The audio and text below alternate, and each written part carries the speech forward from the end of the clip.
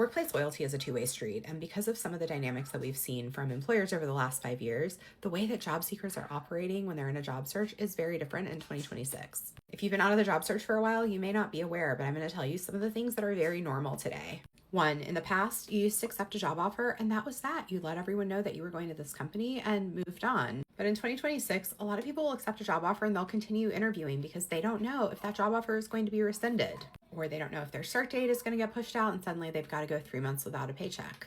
Or they start a job and they get laid off a few weeks in because the company realizes that they didn't actually need that position.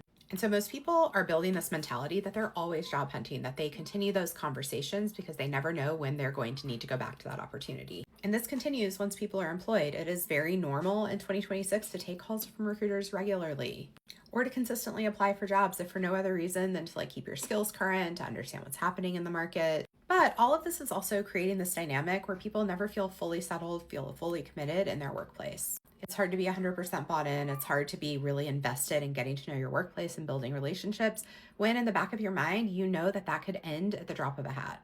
We're also seeing things like people leaving without even giving 2 weeks notice, people quitting and walking out at the end of the week because again, they expect that their employer could do that to them at any point. And so they don't necessarily feel that same level of commitment to give 2 weeks or longer. Now, I do think that we're going to see this pendulum swing a little bit back to the middle over time because 50 years ago, it was normal that people would go and get a job and they would plan on retiring from that company.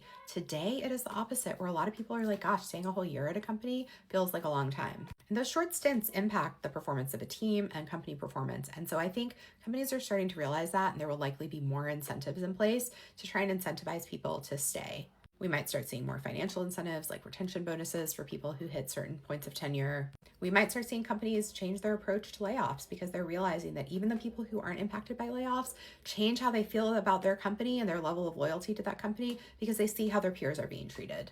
I think companies are going to start feeling the negative impacts of some of the actions they've taken over the last couple of years and will likely see a shift towards a little bit more people-centered leadership.